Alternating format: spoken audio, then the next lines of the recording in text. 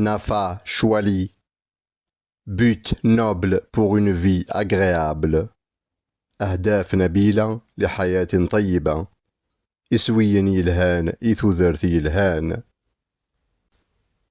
Albert Einstein disait: La perfection des moyens et la confusion des buts semblent caractériser notre époque. Ce qui le conduit à dire: si vous voulez vivre une vie heureuse, attachez-la à un but et non pas à des personnes ou des choses.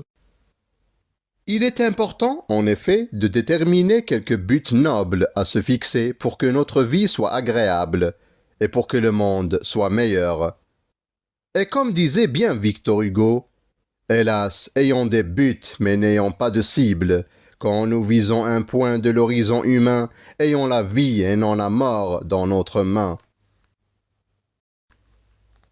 Cela revient à dire qu'il faut se concentrer sur des buts nobles au lieu de nous préoccuper de choses futiles ou des verbiages inutiles, de vaines plaisanteries et des calomnies ou médisances. Donc, n'ayons pas de cible parmi les gens en parlant d'eux, en les jalousant ou en leur causant du tort, mais seulement des buts nobles à suivre et veiller à les réaliser en y travaillant chaque jour davantage. Je ne citerai ici que 12 buts les plus importants à mon sens à se fixer dans la vie. 1. Connaître le Seigneur à travers les bienfaits dont il nous a gratifiés, ses signes et versets, et l'adorer sans rien lui associer. وَمَا خَلَقْتُ الْجِنَّ وَالْإِنسَ إِلَّا لِيَعْبُدُونَ. Car il est notre Créateur à tous, donc nous sommes tous sa propriété, et il n'y a rien de plus parfait et de suprême que lui. Donc il est logique qu'il nous ordonne de n'adorer que lui, et de n'aspirer que vers ses qualités étant l'être le plus parfait qui soit, et de ne tirer que de ses nobles valeurs. Surtout qu'il a insufflé en nous de son esprit que l'on doit purifier peu à peu en se rapprochant de lui.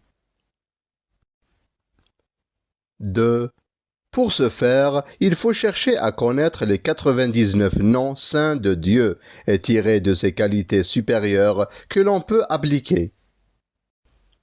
Comme les noms de sagesse, Al-Alim Al-Hakim, d'expérience, Al-Khabir, de force, Al-Qawi Al-Matin, d'endurance, Al-Sabour Al-Halim, de pardon, Al-Ghafour Al-Afou, de créativité, Al-Badi' Al-Musawwir, de grandeur, Al-Azim Al-Kabir, de maîtrise, Al-Muhaymin, de bonté, Al-Birr Al-Nafi', de gratitude, Al-Shakour, de générosité, Al-Karim, de miséricorde, Al-Rahim Al-Latif Al-Wadoud, de paix, Al-Salam, de vérité, Al-Haqq, de justice, Al-Adl, de guidance, Al-Hadi Al-Rashid, de soutien, Al-Wali Al-Nasir. كما يقول الرسول صلى الله عليه وسلم: إن لله 99 اسما من أحصاها دخل الجنة.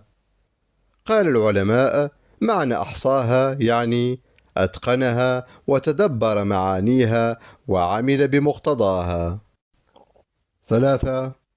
تكامل العبادات الشعائرية مع العبادات التعاملية، أي تكامل العبادات الشعائرية، صلوات في أوقاتها، صيام، زكاة، حج، الدعاء بإلحاح الذي يعد بمثابة مخ العبادة، مع حسن معاملة الآخرين، الأولياء، الأقارب، الجيران، الفقراء والمساكين، الحيوانات وجميع خلق الله بالرحمة والإحسان إليهم، وألا نكره ولا نحسد ولا نظلم أي خلق من خلق الله.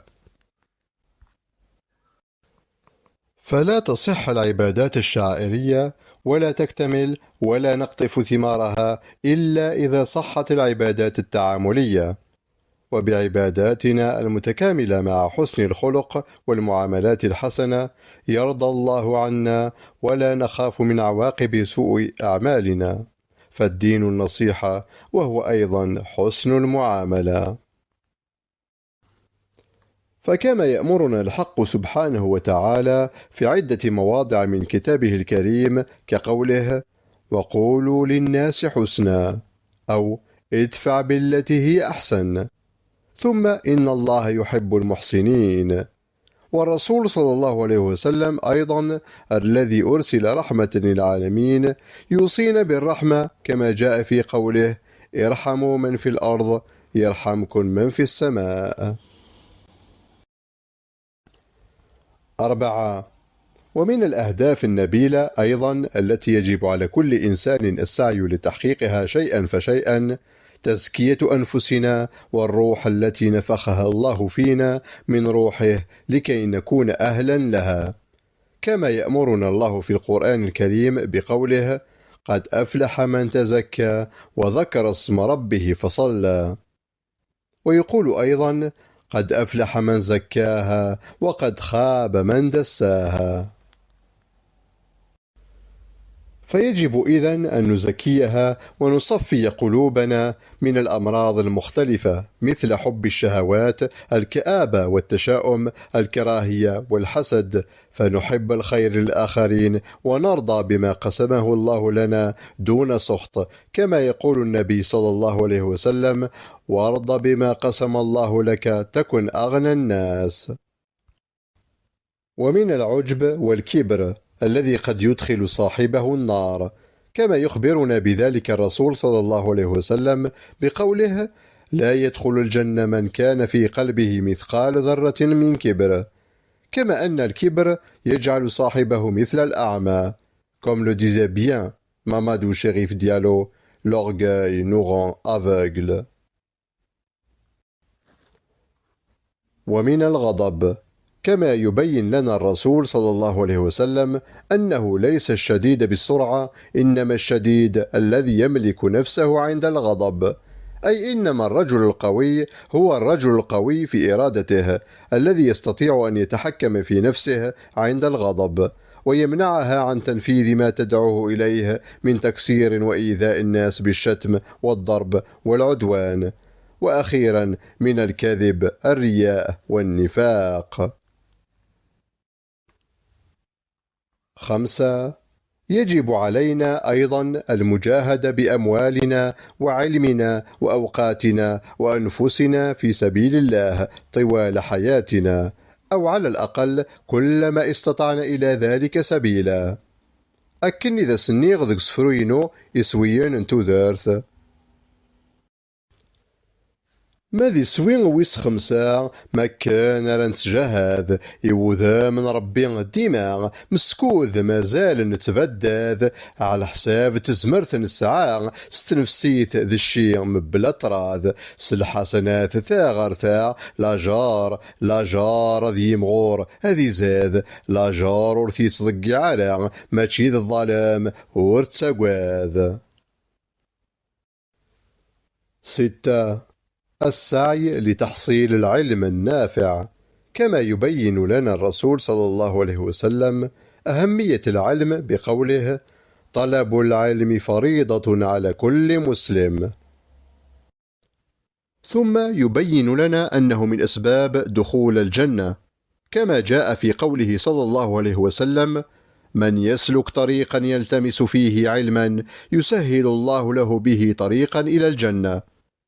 كما يستحسن أن نتقن جيدا ميدان أو ميدانين نتخصص فيه، وأن نتعرف على بعض الأشياء من علوم وميادين أخرى، يعني أن نعرف كل شيء من شيء ميدان تخصصنا، وشيء من كل شيء من عدة مجالات. ثم إن العلم من أسباب سعادة وسلامة الإنسان، خاصة إذا طبق ما تعلمه في حياته اليومية ونشره ليستفيد به الآخرون. أما عن سهولة وتمام التعلم يقول الأصمعي: أول العلم السكوت، والثاني الاستماع، والثالث الحفظ، والرابع العمل، والخامس نشره.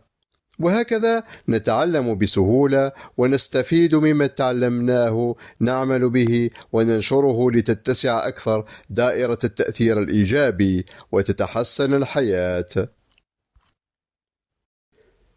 كما أقوله دائما: لحياة طيبة وجنة خالدة. 7. De plus, il est clair que l'homme a besoin d'autrui dans cette vie, comme le dit si bien Aristote. L'homme est un être sociable, la nature l'a fait pour vivre avec ses semblables. Il nous reste alors qu'à faire le bon choix et s'entourer de gens et amis pieux, honnêtes, actifs, instruits et d'expérience, aptes à nous écouter, nous conseiller, nous aider. أكن إذا سينا لونيس أثمن قلات ذك وواليس أو الدان ذوي ثيفن هذي يتعناذ أثيواض. Et comme le démontre bien Confucius, 3 sortes d'amis sont utiles, 3 sortes d'amis sont néfastes. Les utiles, un ami droit, un ami fidèle, un ami cultivé. Les néfastes, un ami faux, un ami mou, un ami bavard. أكن إذا سقارغ ذاغن ذك سفروينو السعد ما الصحفة يلهان ما الصحفة يلهان نتسختير ورغ جبذن سين ندير ذات الإيمان ترفقا تسموسني. Et puis, c'est dans le malheur que l'on reconnaît les bons amis, comme le dit si bien Cicéron. On voit qu'un ami est sûr quand notre situation ne l'est pas. وإن لم نجد صديقا صالحا فالوحدة خير من جليس السوء كما يخبرنا الرسول صلى الله عليه وسلم أن الجليس الصالح خير من الوحدة والوحدة خير من جليس السوء. 8. بالإضافة إلى مجالسة الصالحين يجب أيضا الاقتداء بالعلماء الربانيين والتعلم منهم سواء كانوا أئمة أو مشايخ أو دعاة إسلاميون أو شعراء. فمن أئمة الدعاة الربانيين قد نذكر على سبيل المثال الشيخ محمد متولي الشعراوي، الشهيد محمد سعيد رمضان البوطي، مصطفى محمود، الشيخ محمد الغزالي، محمد راتب النابلسي، عمر عبد الكافي، مصطفى حسني، صالح المغامسي، سعيد بويزري، فريد تريكي إلى آخره.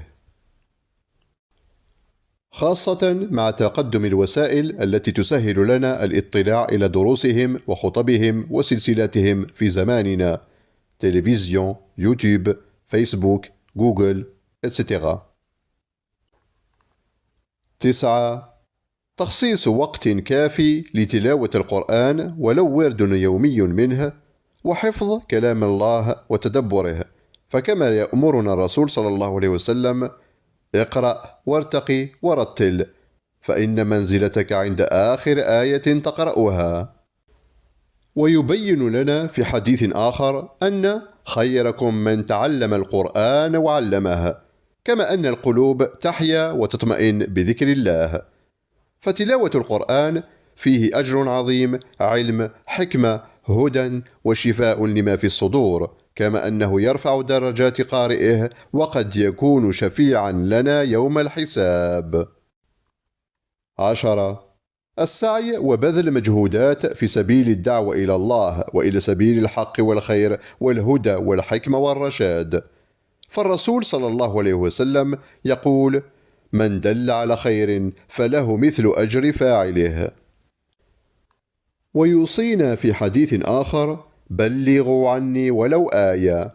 ثم إن أمة محمد صلى الله عليه وسلم خير الأمم، كما يبينه لنا ربنا عز وجل في قوله: كنتم خير أمة أخرجت للناس تأمرون بالمعروف وتنهون عن المنكر. وكما يؤكده لنا ربنا جل وعلا في بعض الآيات كقوله: والعصر إن الإنسان لفي خسر إلا الذين آمنوا وعملوا الصالحات وتواصوا بالحق وتواصوا بالصبر.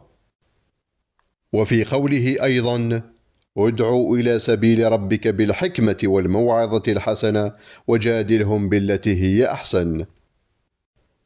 ثم إن من سن في الإسلام سنة حسنة فله أجرها وأجر من عمل بها من بعده من غير أن ينقص من أجورهم شيء، ومن سن في الإسلام سنة سيئة فعليه وزرها ووزر من عمل بها من بعده. 11. Consacrer chaque jour un temps suffisant au but noble fixé et œuvrer à réaliser les étapes et les petits pas et gestes afin de le concrétiser avant que la fin ne nous surprenne. Comme le disait bien Confucius, celui qui déplace la montagne, c'est celui qui commence à enlever les petites pierres. فرسول الله يأمرنا بالعمل بما يسره الله لكل واحد منا بحسب ميولنا واستعداداتنا بقوله اعملوا فكل ميسر لما خلق له. Et puis, c'est ainsi que nous serions plus utiles pour la société, plus productifs, plus équilibrés et plus heureux avec le travail que chacun accomplit. Comme le dit bien Victor Hugo, ceux qui vivent, ce sont ceux qui luttent, ce sont ceux dont un dessein ferme emplit l'âme et le front, ceux qui d'un haut destin gravissent l'âpre cime, ceux qui marchent pensifs et pris d'un but sublime, ayant devant les yeux sans cesse, nuit et jour, ou quelque saint labeur, ou quelque grand amour. Et Voltaire précise que le travail éloigne de nous trois grands maux, l'ennui, le vice et le besoin. 12. Le dernier but qui soit bien pour chaque être humain avant qu'il ne quitte ce bas monde, c'est d'accepter la mort, كونها سنة الله في الحياة, et de se préparer à l'accueillir. Chose qui n'est possible qu'en ayant fait suffisamment de bien autour de soi et assez d'actes d'obéissance au Seigneur, tout en évitant les méfaits et les actes répréhensibles et purifiant son cœur des maladies suscitées. أكن إذا سقارغ ذك سفروينو يسوين انتو ذارث ما ذي سوي غنقارو من سوجا ذي مناغ الموت قبل تثرزو ان قبل تسهلو يسناغ السياثة تنغونزو غير الاخر ثي السنتور نجلو وذا غيعفو ربي ثناغ. Ainsi, en poursuivant de tels buts, on ne peut vivre et connaître qu'une vie agréable, un meilleur destin, voire le salut dans l'au-delà. إما خلود في الجنة أو خلود في النار. Comme le disait bien Cornelius Nepos, c'est son caractère qui fait à chacun sa destinée.